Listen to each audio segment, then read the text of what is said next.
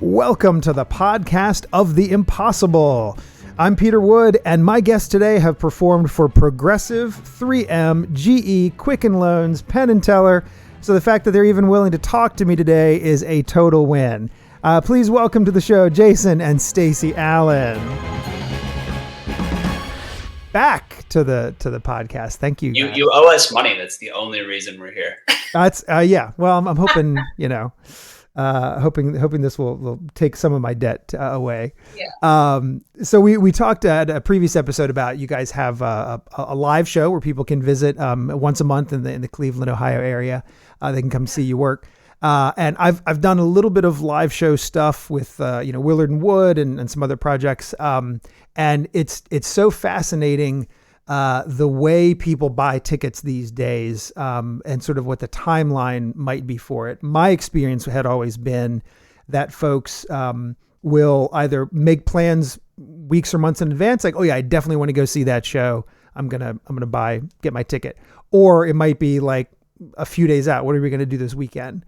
And one of the things I remember on, I think, multiple times on Penn Jillette's podcast, he talks about how what he likes about a Vegas audience is that most of those people weren't planning on seeing Penn and Teller when they woke up in the morning. You get up in Vegas and usually, especially if you were like with a group of people or even just a couple, one of the couple will go to like Ticks for Tonight and see what is available still, or they'll just sort of make a last minute decision. But then again, their partner or the other people in the group with them haven't been looking forward to seeing Penn and Teller for weeks or months. Right. And so it creates this really, like, if you can win over that crowd, a crowd that's been drinking and would rather be going out, sitting at the slot machine and has not been looking forward to your show for weeks or months, then you've got a really strong show. And so I'm assuming you have a little bit of both in Cleveland, where you've got some folks who, as soon as you announce tickets, you're excited, or they're excited, they jump right on it. But then you have other folks who sort of pop up on the day of. Can you talk a little bit about, has that been your experience? It's interesting because you're marketing to different people. So I grew up an hour and a half from Cleveland, near Youngstown, Ohio. To come to Cleveland, my family would have to decide what weekend we're going to go to Cleveland.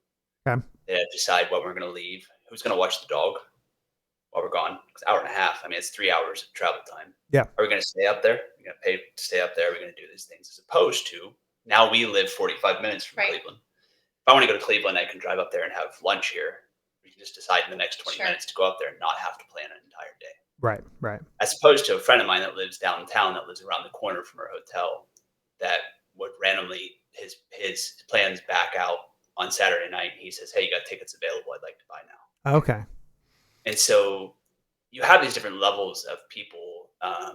The Vegas thing is interesting because you're competing against how many shows? Mm-hmm. Yeah.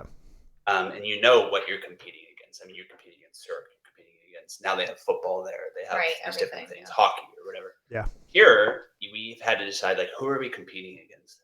There's a lot of competition here too. I mean, we're not Vegas. I'm not saying that, but like, we are competing against someone, like I was saying, that might work, 14 straight days and have a weekend off and want to do something. Mm-hmm. And they don't want to drive an hour and a half to see a magic show that's terrible. Right.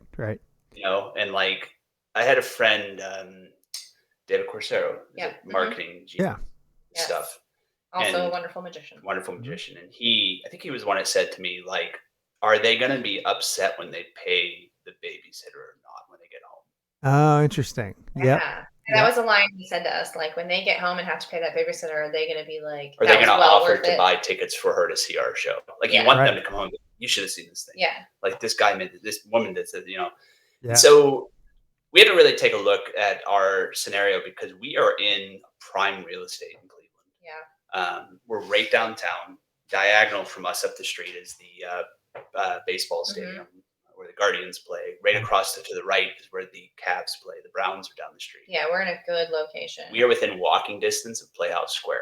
Yes. Which is one of the biggest theaters in the nation. So we had a lot of random competition. Yeah. So we had to really start to niche down. And like one area is people that love magic. Like there's besides, definitely a lot of people who just want to come see magic. Mhm. That's great. yeah. We found that one of the areas that we like to market to is a date night.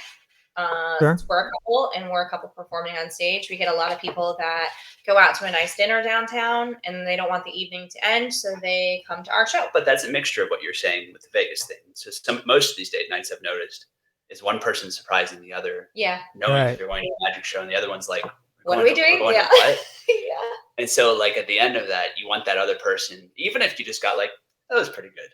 Like Yeah, you want sure. that person that didn't expect much to be like, yeah, that was pretty good. Yeah, we just had that at our last show. We had a guy who I think his girlfriend bought the tickets for him, but she does not like magic. She doesn't really care for magic at all, but he really likes it. So she's like, okay, I'm going to buy him these tickets.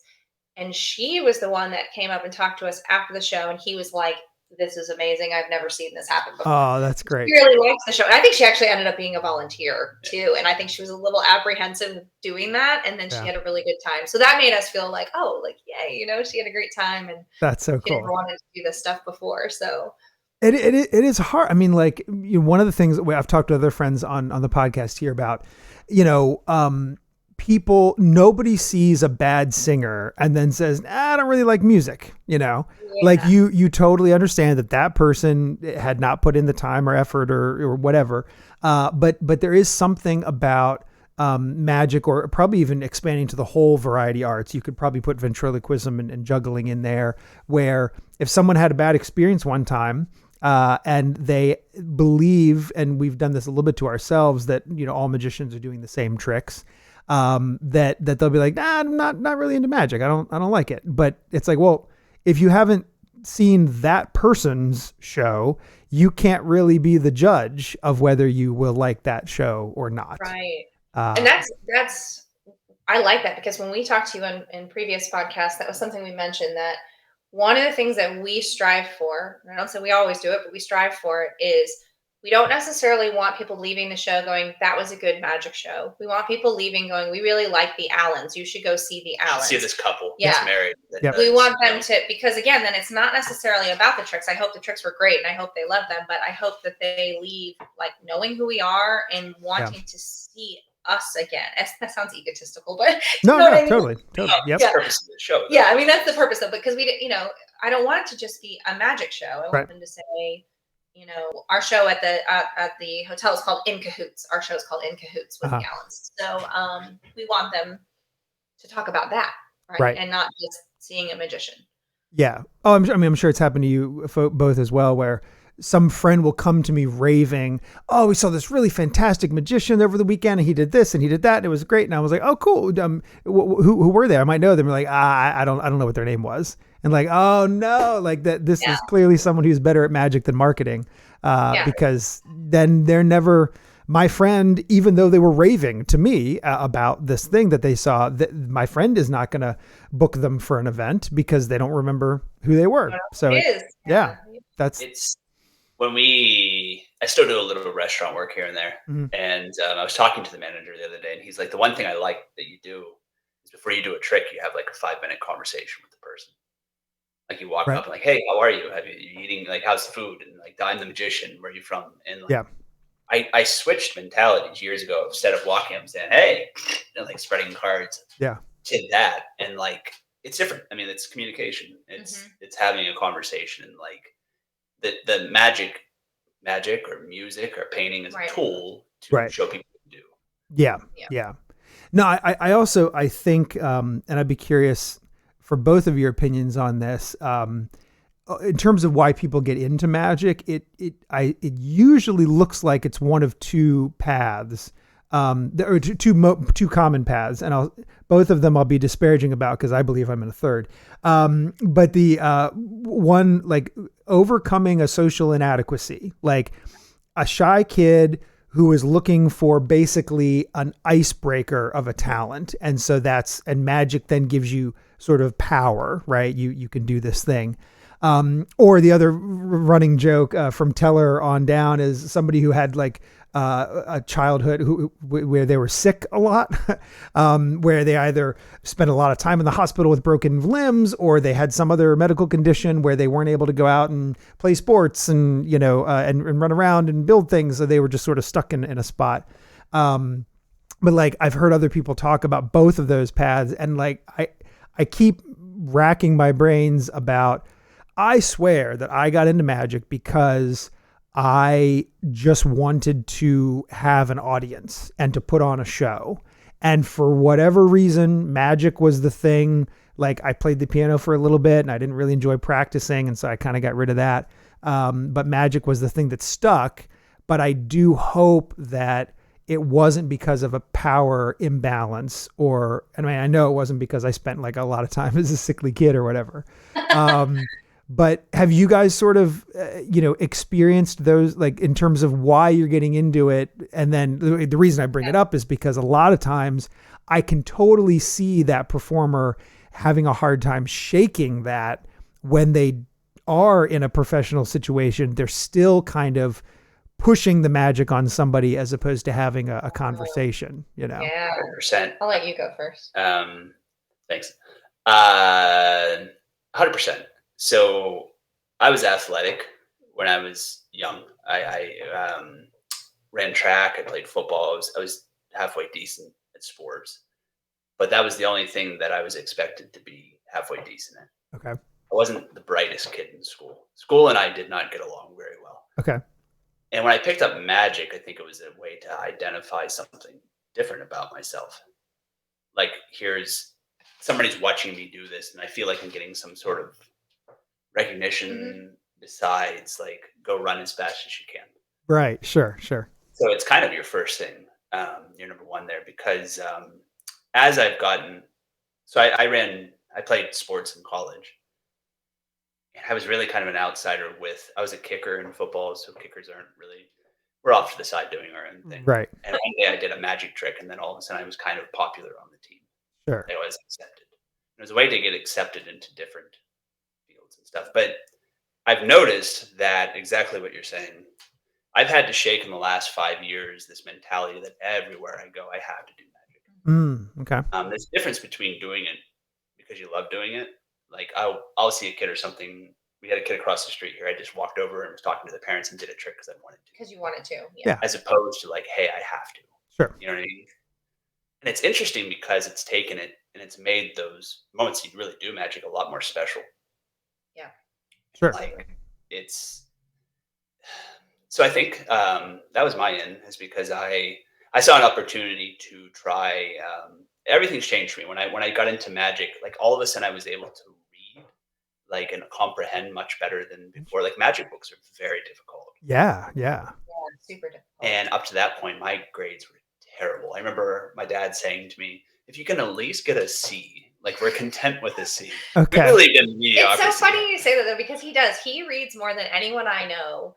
And he'll read even non-magic books now. Like he just wants to learn all of the time. And Sure. It's funny because you say all the time that you were not a great student. I think the issue is you weren't being taught in a way that was helpful to you. And for some reason, magic books like unlocked this thing in your mind where you could comprehend I had no attention things. span. I know. I'd see a squirrel Yeah. fly outside and be like, But "Oh." it did. You can comprehend things in a way Sure. now that you couldn't when you were in Which is school. Taught by magic, yeah. Yeah, and Yeah. people just weren't finding ways to help you do that. I think you found that on your own through magic, and it's helped you immensely in lots of other areas as well, which is really kind of crazy. I still get distracted by squirrels. You do, but that's another thing. Who doesn't? I think that's universal. Yeah.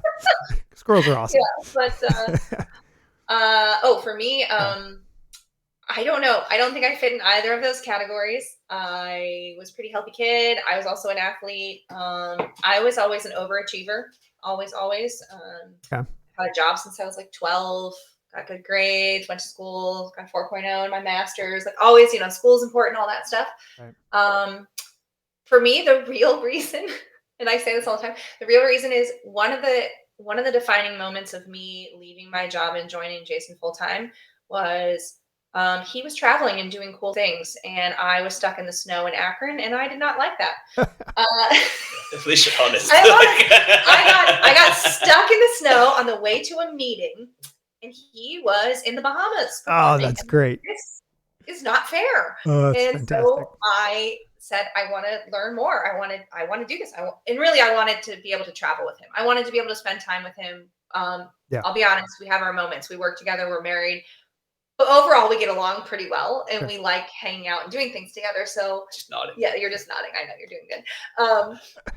But I only had like 2 weeks of vacation in my regular job. Right. And he would get these cool gigs or fun things, and I couldn't go. The interesting part, though, is since she's quit her job, you have not been sick one day. No, I get sick way less. I had a very stressful job. You know, I still have stress. What we do now, being self-employed, it's insanely stressful. It's very stressful, but it's a different kind of stress. Yeah.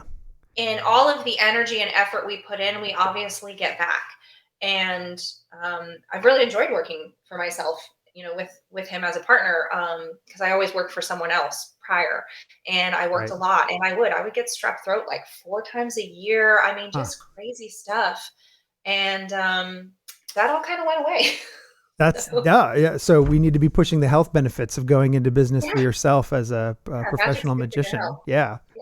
No, yeah, I totally hear. I mean, the whole, I'm sure that part of why, you know, my wife and I work so well together, not performing together, but she has been a web developer for as long as I've been a magician, and she has been self-employed for as long as I've been self-employed. And so the fact that we are able just to take vacation days whenever, and we don't make money when we're on vacation, but like that, you know, the fact that other people do make money while on their vacation seems crazy to us, you know, like what's the salary thing you're talking about? But I'm sure that has helped things where there was never that situation where one of us is going off to a 9 to 5 while the other one is, you know, going out and having fun and going on all these crazy adventures, you know. I will say, before you jump in, I will say now, that was the initial catalyst, right? Like, I wanted to travel. I wanted to do things with him. I will say now, I love it. I love being on stage.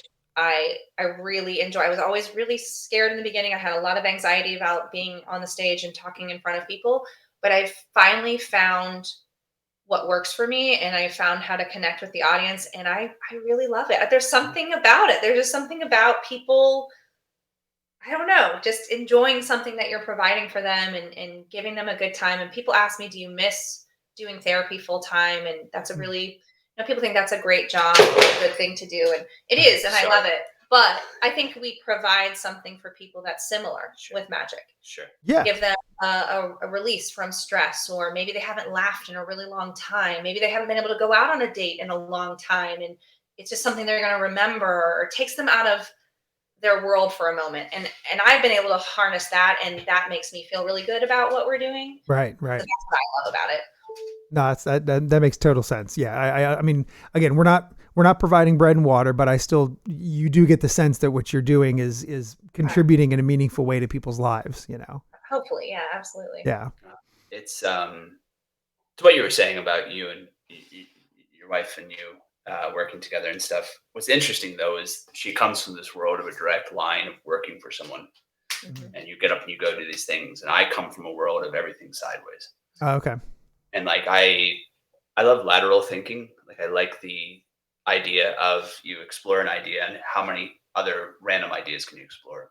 So we clash constantly over this. We do. Okay. Because one pushes for order while the other one pushes for randomness. Sure. What's been interesting, though, is like your background of why you've come into it and why I've been a part of this is like, I think it's given like a unique point of view. Yeah. I mean, I think that yin and yang is important, right? In both a marriage, but also in the show that people, I mean, we've said, you know, previously, like they are getting a microcosm of the characters, the personas that you're presenting on stage are heightened, exaggerated versions of yourselves, but you are still putting a lot of yourselves into the show, you know? Absolutely. Absolutely. Yeah. That with sort of the collector of the impossible thing, that I'm always trying to find where that boundary is, because there are routines where I'll say like, so I picked up this item in Malaysia, right? And which is a lie. I made it, right? Or I found it, or whatever. And I'm just always worried about, like, I've had a couple of instances where someone will come up after the show and it'll be the equivalent of, so where did you visit in Malaysia? And then I'm like, oh, that was just a show. I'm sorry. Like, Sure. I feel so. You know, I think it must feel somewhat good though to be like, wow, the prop that I made or the story that I shared was so convincing, right? That they thought you were in Malaysia. I think, yeah. Well, I mean, mostly it's that I feel bad because they're trying to connect with me on this other level, and they picked up on a thing that I said in the show, and then I have to. So it is finding that balance of. You know, how much can I actually share about myself while also still sort of going along with this character idea, is all about. And even I'm sure with you guys, like you want to share things on stage, but I'm sure there's plenty of things that you don't feel comfortable sharing on stage that you would not want people coming up afterwards and chatting you up about, you know. Sure. So it's a weird time though, because with social media and like everything's shared. Yeah. Like everything is true. We've tried to do the complete opposite. Like you don't need to know what kind of bread I use for my sandwich. But with everything being shared, it's a weird thing because people assume when they come and see a stage show that everything is truthful and shared. You know, even if you are playing a pirate on stage with an eye patch, and it's like, I was out in the Atlantic, say like, when were you there? I'm like, no. Like, yeah. But it's a weird thing. We played with that where there's truth in everything you do. But you we try to have a wink at like what were some of this stuff. Mm-hmm. Like it's obvious that it's not true, but you still get that. I think as long as it's relatable, right? Or there is maybe a story in there that could be true. Or maybe you've always wanted to go to Malaysia and, you know, this is your ode to, to that. But I think it's just, again, it's entertainment, right? Mm-hmm. I think the bottom line is people will take away what they want, and that's okay. Right.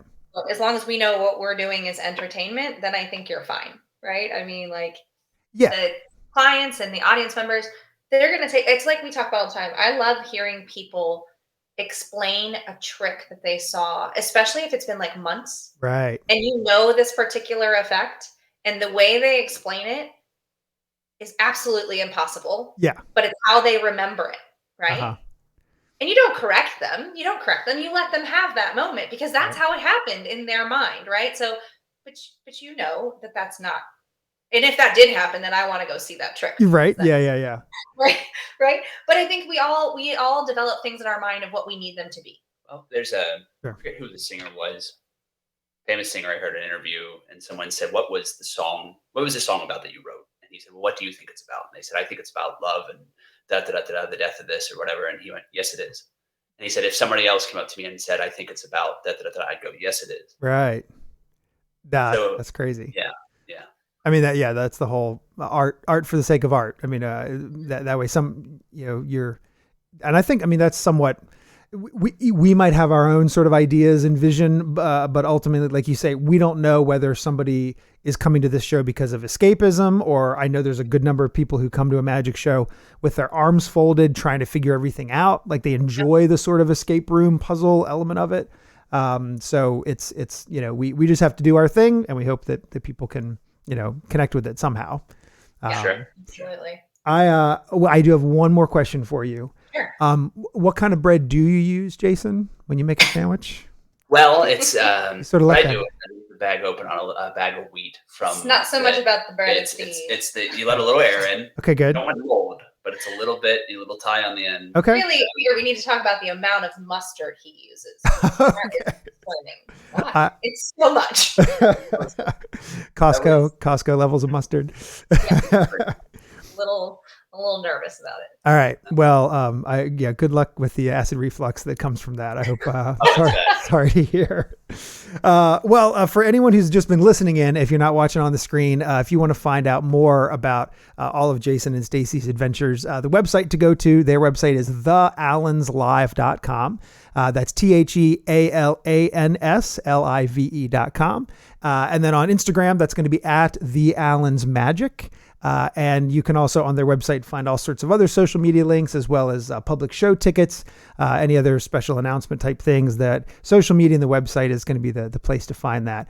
But thank you both so much for hanging out with me here today. It's been another pleasure. And that is going to do it, though, for this episode. If you want to hear more about the Museum of the Impossible Project and to be a part of that, as well as public shows, social media, and more, you can head on over to oftheimpossible.com. I'm Peter Wood. Thanks.